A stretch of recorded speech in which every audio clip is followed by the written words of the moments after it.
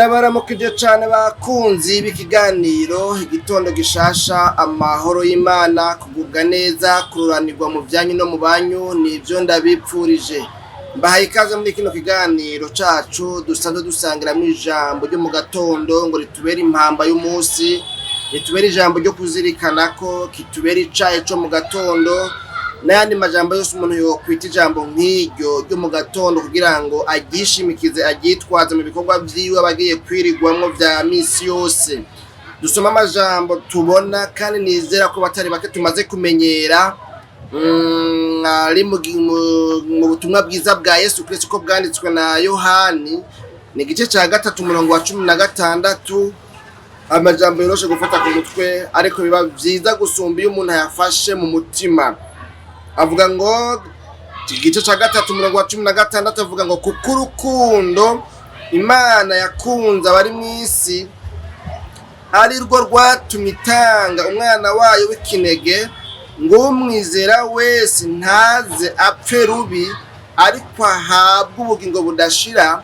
Imana yacu nihimbazwe bene data bakunzi ba kino kiganiro.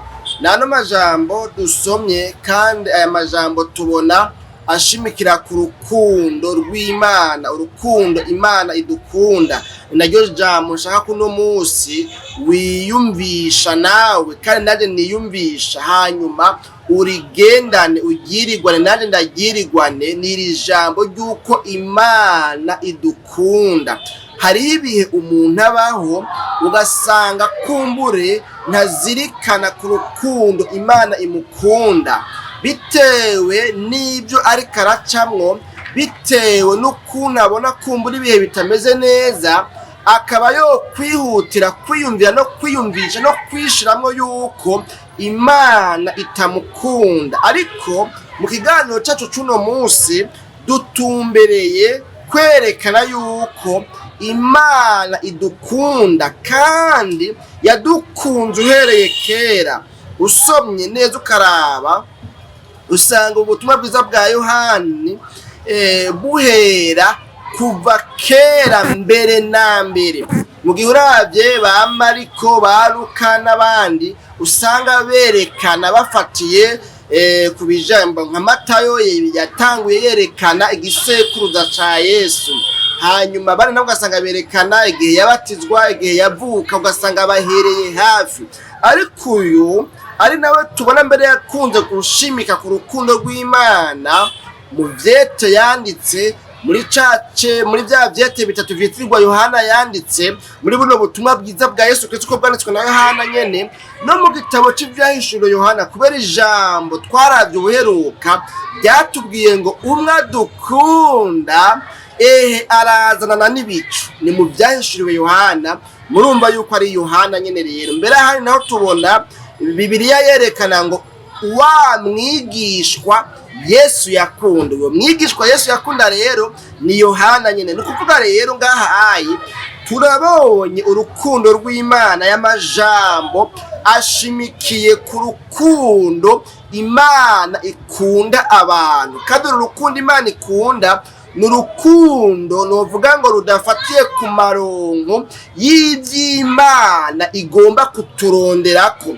Rutandukanye n'urukundo jewe nokunda umuntu kubera yuko nzi ko hariho ico amariye, hariho icampa, hariho ico ndamukurako. Imana yacu nidutabare. N'urukundo rero sans condition, n'urukundo inconditionnel, n'urukundo Imana itadukunda ironderamwo amaronko, ariko n'urukundo Imana idukunda novuga ngo ku buntu kuri gusa.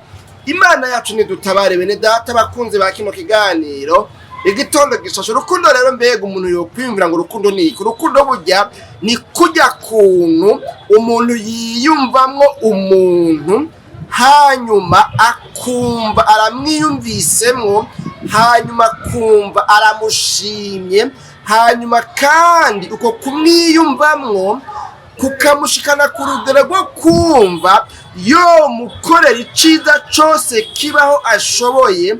Imana yacu nidutabare akumva yo mugirira neza ku rugero rwo hejuru, ibyo ashoboye byose by'ivyiza akumva ko yo bimugirira. Imana yacu nidutabare. Umuntu rashobora gukunda umuntu cyangwa ugasanga umuntu akunda ikintu tubaze ko ari abakunda nk'aborozi bakunda inka. Ndazi umuntu yakunda inka, nibaza ko nubakizikunda kubera ko aracariho, ku rugero rw'uko mu rugo iwe naho bogwara ata muntu yovuza, mugabo inka igwaye akaba yogurisha ni parcelle kugira ngo aronke ingene yoyivuza mpaka ikire. Murumva ko uyo muntu yakunda inka mugabo ntiyakunda abantu. Imana yacu nidutabare rero, urukundo nuko rumeze, kandi burya nibaza ko ata muntu aba adakunda, kuko n'udakunda umuntu arakunda ibintu kanaka akabyiyumvamwo, akumva yuko bimuhimbara bimunezera. Imana yacu nidutabare bene data bakunze ba kino kiganiro igitondo gishasha. Rero ahantu hari urukundo hamariho no gutanga, ntivyoroshe kubona umuntu avuga ngo ndakunda iki, ndakunda naka, ndakunda ibi, ndakunda biriya, mugabo akabivuga ku munwa gusa ntabishire mu ngiro, akaba atakintu na kimwe yokora mu ntumbero yo kwerekana yuko by'ukuri ico kintu agikunda canke uyo muntu amukunda. Umuntu akunda ipantaro y'ijinisi aratanga amahera yiwe akayigura, umuntu akunda uwundi aramucorera, aramusororera kabe gato mugabo kaboneke yuko by'ukuri uyo muntu hari ikintu akoze cerekana yuko akunda uwo muntu canke akunda ico kintu. Rero n'urukundo Imana idukunda, yadukunze uhereye kera, ntigwabaye urukundo rwo ku munwa gusa, ariko ni urukundo rwatumye Imana itanga umwana wayo w'ikinege. Imana yacu nidutabare, tuvuze umwana wayo w'ikinege bivugwa ngo aba ari umwana umwe rudende rwadege nta wundi aba afise. Uwo nawe twese turazi canke se turamaze kumva ingene uyo mwana aba akundwa kaye imbere y'umuvyeyi wiwe.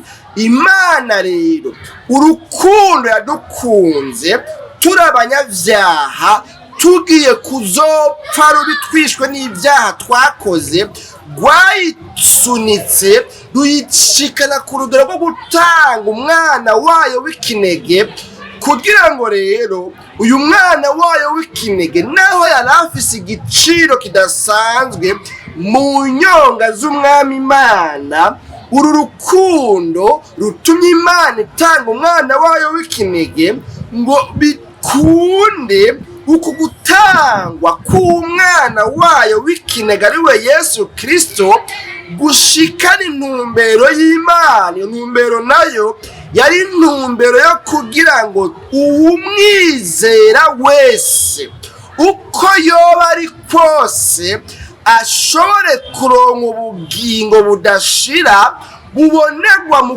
kwizera umwana w'Imana.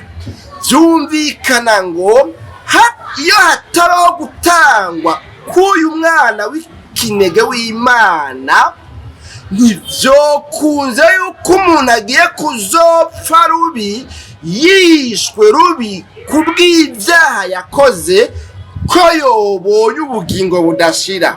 Ariko mugabo kubera ko Imana yadukunze urukundo rw'akaburarugero, rwanatumye itanga umwana wayo w'ikinege Yesu, byaciye bikunda yuko umuntu wese yemeye kumwizera aca ahabwa ubugingo budashira bubonerwa muri Kristo Yesu, hanyuma agakizwa ivyaha byo mukwegeye urupfu rubi, akazopfa rubi yishwe n'ivyaha.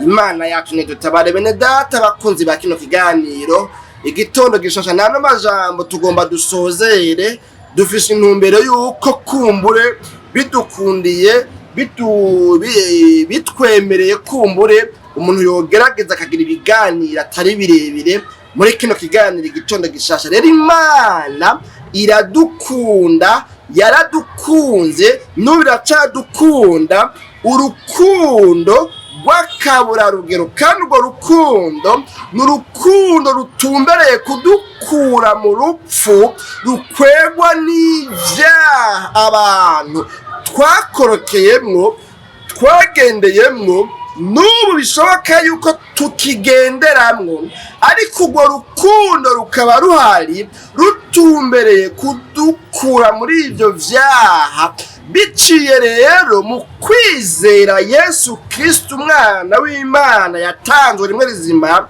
kugira ngo urukundo rw'Imana rero rudukure muri vya vyaha, rudukure mu rupfu twopfuye rupfu, rutujane mu bugingo budashira bubonerwa mu kwizera umwana w'Imana nzima Yesu Kristo. Mbega warizeye Yesu Kristo? Kumwizera hanyuma ukemera kwihana ivyaha vyawe bikwigiza kure y'Imana, niyo nzira ituma ukurwa mu rupfu ukajanwa mu bugingo budashira. Ikigaragaza yuko wamwizeye, wamwakiriye kubera umwami n'umukiza mu bugingo bwawe, nuko wavuye mu vyaha hanyuma ukaja mu kugororoka kubonerwa muri Kristo Yesu, hanyuma ukaba ugenda wama ivyamwa vyo kugororoka, werekana ingeso nziza, ukora ibikorwa vyiza bihimbara Imana. Nimba bitameze gutyo, nturamwakira, nturamwizera, ntaraguhindura uwo novuga ngo ari mu mugwi cyangwa se mu mugabane w'abagiye kuzoragwa ubugingo budashana. N'amajambo rero, wowe uri umuhombe hamwe wowe utarakira Yesu Kristo ngo wihane ivyaha vyawe, umwizere, umwakira kubera umwami n'umukiza mu bugingo bwawe. Ariko wowe uri umuhigwe asanga waramaze kumwakira, bizogenda neza, uzoragwa ubugingo budashira bubonerwa muri Kristo Yesu. Nano majambo mwese abayumvise, Imana nyina amahoro ibahe umugisha. Mwami w'abami Yesu, tugushimiye cyane ku bw'ano majambo twumvise, atubwiye ko udukunda, kandi urukundo dukunda rutumbereye kudukura mu vyango, rutujane mu bugingo. Umuntu wese yumvise ano majambo umugirire neza, umushoboze kukwizera no kukwakira ngo umubere umwami n'umukiza mu bugingo bwawe. Uwamaze kukwakira nawe akaba yariko arasubira inyuma, umweze umutunganye nk'uko yihanye, nk'uko yatuye, kandi umushoboze gushishikara kuguma mu mugabane w'abagororotsi baronse kugororoka kubonerwa mu kwizera umwana w'Imana nzima ariwe Kristo Yesu. Mu izina ryawe ryera Kristo Yesu no tubisabye tubyizeye, amen.